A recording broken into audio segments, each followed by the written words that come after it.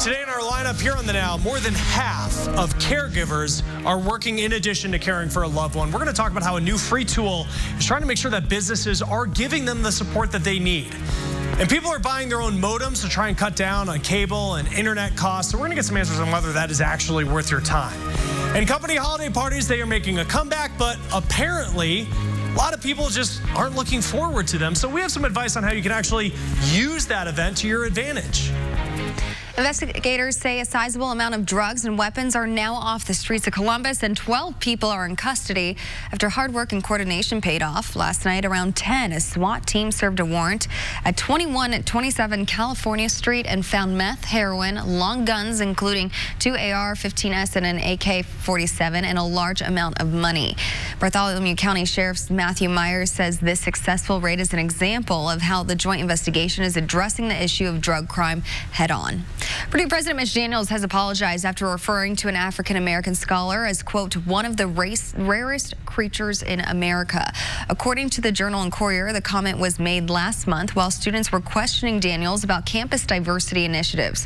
Wednesday, Daniels issued an apology letter to several campus organizations that represent minority students, saying in part, quote, I retract and apologize for a figure of speech I used in a recent impromptu dialogue with students.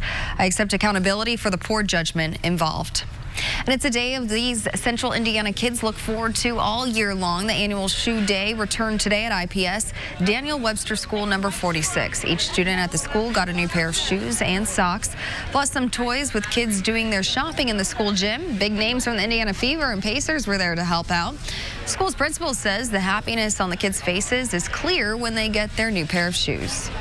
This day just shows the support that we get from our community partners, the love that our children get from others outside of our building. We have some kids who these shoes mean shoes without holes, and they can have some shoes that they're proud of, and just the love that they feel on this day is incredible.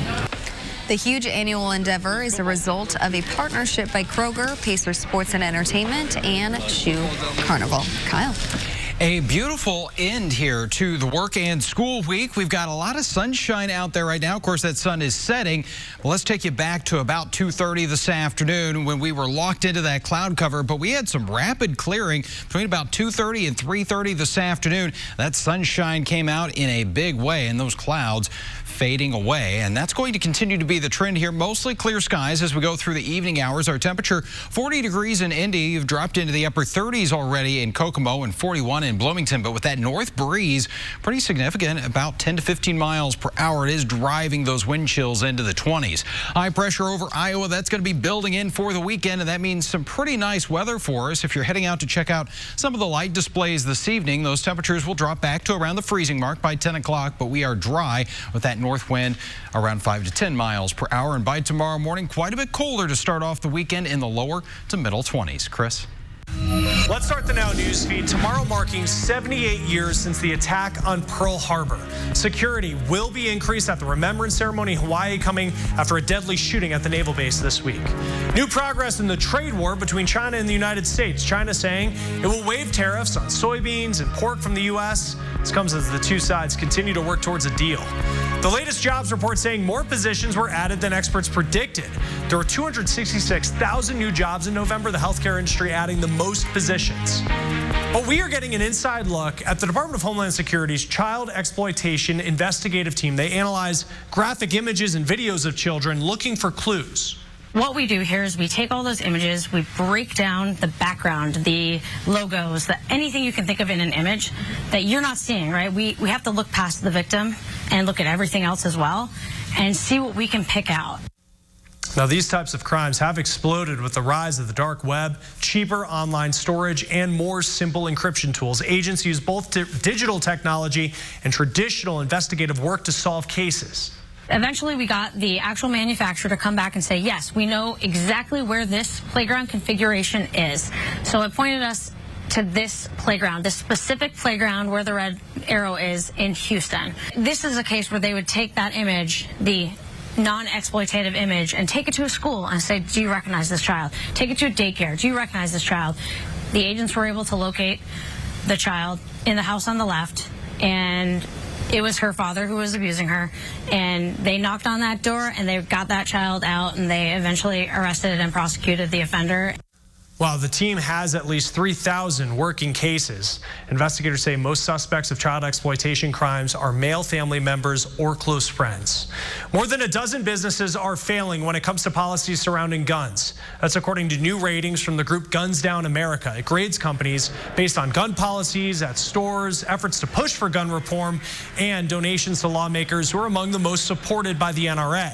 16 companies were given an F, and that includes Nike and McDonald's. Let's get back to our lineup. The number of unpaid family caregivers continues to grow, and many of them are doing this on top of their regular job. The best way to support family caregivers is to meet them where they are, and most of them are at work. Ahead, the new and free tools businesses can implement to support and hang on to those employees. For deposit, 0 first month and 0 due at signing. This is the Now Indy on RTV6. You don't need a study to know that food pantries do a lot of good in their communities. But now we are getting a better idea of just how needed they are. Purdue researchers found food pantries can have a positive impact on the nutrition and diet quality of those who use them. The study found those who visited a food pantry once a month or more had a more healthful diet. Researchers say donating money to a food pantry is the preferred method if you want to help out with this, because it allows more flexibility in purchasing healthy stock items. Chris. An investigation from NPR is now catching the attention of lawmakers. This week, we told you about the report that found that hundreds of thousands of people with permanent disabilities weren't having their student loan debt erased. That's despite being qualified for that benefit. NPR found only 28% of those eligible actually received the debt forgiveness. Lawmakers on Capitol Hill are now calling for an investigation. There's about 40 million family caregivers in the U.S., and we know 60% of all of those 40 million family caregivers work either full-time or part-time. A new program aims to identify and help support caregivers in the workplace. Now, for most, it's an aging relative, but it could be a family member with a developmental disability as well. AARP and Public-Private Strategies developed a free online tool for small businesses to use to create a workplace culture for family caregivers. Now, these are low or no-cost solutions they're talking about that are easy to implement. Things like finding out which employees are in caregiving situations, leverage existing benefits like flexible work policies, and providing a list of local community resources. Another big component is changing the culture and starting the caregiving conversation in the workplace. If you're not a caregiver now, you may be at some point in your life, or you may need a caregiver. So this issue really impacts everyone. AARP says that these caregiving support strategies can boost productivity, help with recruitment and retainment, and increase employee morale by relieving some of their stress. Now, the Small Business Guide for supporting caregiving employees is free and available online on the caregiving section of AARP's website. All right, ahead in our lineup, monthly TV and internet bills, they are just getting more and more expensive. So people are actually going out and buying their own modems. We're going to get some answers on if this is really a money saver or just a waste of time. Aboard, RTV6 is working for you. Checking the Now News feed, there is some positive news regarding drug prices. A new report says costs fell slightly last year. This is the first time it's happened in more than 40 years. It wasn't a huge drop, the total about 1%. NATO says social media companies need to do more to stop what they called manipulated activity. Essentially, NATO says it was able to buy thousands of likes on multiple platforms. And they also say despite accounts and comments being reported as fake, those remained online weeks later. Amazon is defending its recent shipping delays. It attributes the slowdown to a couple of factors. First, bad weather in parts of the country, and second, the large amount of orders that it received on Black Friday. The company says it will work with the affected customers. Both cable, internet, and streaming services, our bills sometimes just feel like they are getting out of hand. But Annie Taylor found one way that you can cut about $15 off one of those bills. So right now I'm paying, $141.28. With cable TV, internet, and Netflix, Nick Clam's bill is over $150 each month. At the end of the month, you end up spending hundreds of dollars on stuff that you barely use. Nick looked at his bill to see where he could cut back. Having to pay $15 extra a month for my modem. He noticed if he returned his modem to his cable company and bought his own, he could save. How much exactly? Well, Nick's Xfinity modem is $15 a month to rent. A new modem from Best Buy costs $80. His first year without renting, he could save $100. The second year, he could save $180. Now, that all sounds great, but when the time came to shop for a modem, it wasn't as easy as Nick hoped. There were a lot of choices. There's like mesh extenders and like Google Mix routers, and there's all kind of like little details. You can certainly find that online, figure out which modem to buy, but in the end, what you're looking at is a bunch of numbers. You have letters, and you just don't know what you're getting. That's Jeff Myers with Action Computers. He says the process might have been doable for Nick, but he does not recommend it for everyone. He says, ask yourself this. Do you have somebody who can support you in doing a setup and coming out to help you set it up? Or are you somebody who, just is good with doing everything and you can do it all yourself? We've all had an issue with internet, and usually we call the provider to help. But if you bought your own modem, a lot of times they're going to point the finger at, it's your modem, so it's your problem. When it comes to saving money, Jeff says technology is changing rapidly. And if you want fast internet, you're going to have to keep updating your modem annually, which means financially, buying your own modem might not be the best move. If you decide to continue renting your modem, know that you can always call your provider and ask if there is a newer version. That way, you're always getting the highest quality of internet service. A big honor for the Indianapolis Children's Museum. Time for Kids magazine has just named it one of the world's 50 coolest places. The list shines a light on the most educational, innovative, and fun destinations for kids. It's broken down by places to play, places to learn, places to explore, and places to eat. The Children's Museum landed in the Places to Learn section. Nominations were made from young readers around the world through the Time for Kids Kid Reports. And if you are looking for something fun to do this weekend, then Knightstown has something just for you. The Academy Place Apartments is a senior living community in Knightstown, and this year's event is Christmas at the Academy. Local businesses, churches, schools, and civic groups in the community came together and decorated over 60 Christmas trees throughout the facility. You can tour the facility every day through December 31st from 10 a.m. to 8 p.m. The Academy will also have elf workshops with craft and cookie decorating, live entertainment, and of course, Santa Claus will be visiting later this month. This holiday season, a gift to you from Indigo that will keep everyone safer. This week, the board of directors approved free rides on Christmas and New Year's Eve. The agency says no fare will be charged on all local and rapid transit routes on Christmas Day.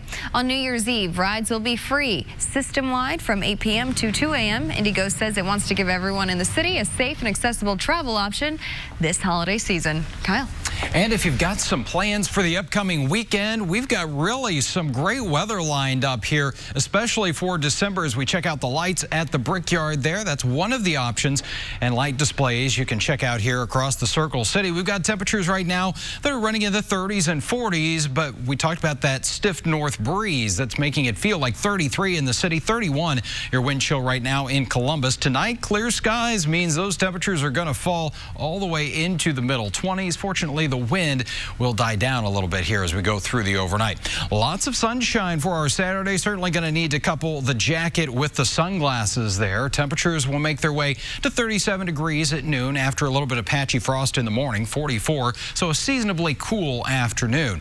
Temperature-wise, you'll make it to 45 in Columbus and 43 in Danville, Kokomo into the lower 40s. Now on Sunday and Monday, temperatures are actually going to make it into the 50s ahead of this cold front. But then once that slides through here, that big change that we've been talking about the last couple of days. Our high temperature going to come early in the day on Tuesday at 34, falling from there, and then we're talking about highs only in the 20s Wednesday and Thursday. And this transition is going to come with some rain as we go into the day on Monday. Looks like it'll be fairly soggy, but by the time the rain gets out of here and the colder air moves in, doesn't look like there's going to be a whole lot of moisture for much in the way of snow showers. Next few days of your forecast, there is that very nice weekend. 44 tomorrow, 52 on Sunday, followed by that rain chance on Monday, and the colder air to follow Tuesday afternoon. Chris? There is so much hype surrounding 5G, the new faster cell phone service. T-Mobile started offering 5G nationwide this week. Now, the first thing you need to know with all of this is it's not really nationwide. To be clear, it's 60% of the U.S. population. That's not quite nationwide, but it's way better than all the other services we've had up till now. Bob O'Donnell is the president of Technalysis Research, and he says another thing you need to know with this is that not all 5G is created equal. There are two main types. One has super fast speeds, but only a short range. The other has a longer range, but the speed isn't quite as fast as the other 5G. And another complicated and frankly expensive factor in all of this is you need to have a new 5G phone to access the network. Cell companies, they'll sell you a 5G phone that works with their service, but right now, there's no guarantee that if you switch cell carriers, that your new 5G phone will actually work with a different 5G service.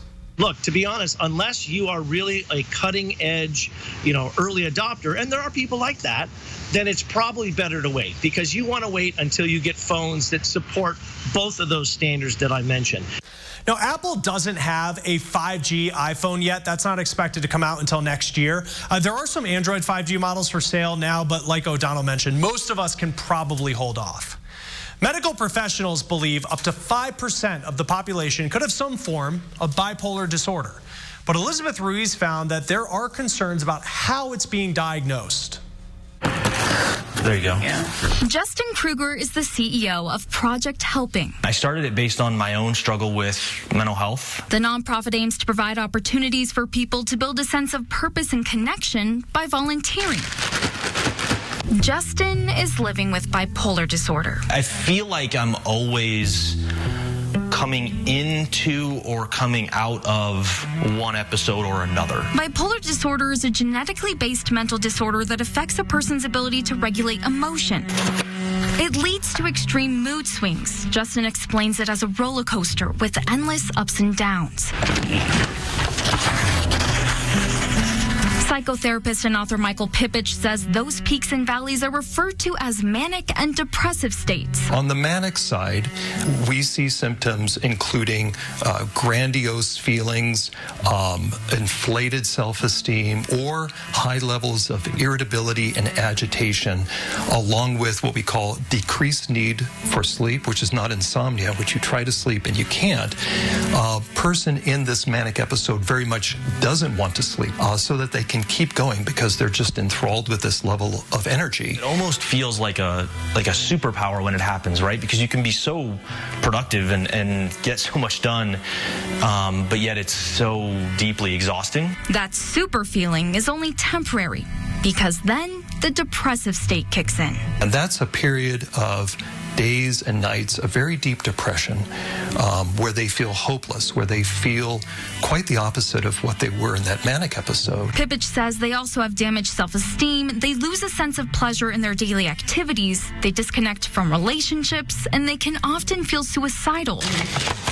Justin says he deals with a lot of fear of the unknown because he never knows when an episode will hit or how long it will last. And especially in the depressive side, like it feels like it's never going to end, though it almost inevitably does. Pipich says it's important to raise awareness of the disorder because it's far more prevalent than people even realize. We believe that up to 5% of the total population may have some form of bipolar disorder. According to Pipich, recent studies show it typically takes 10 years for someone to be accurately diagnosed with bipolar disorder.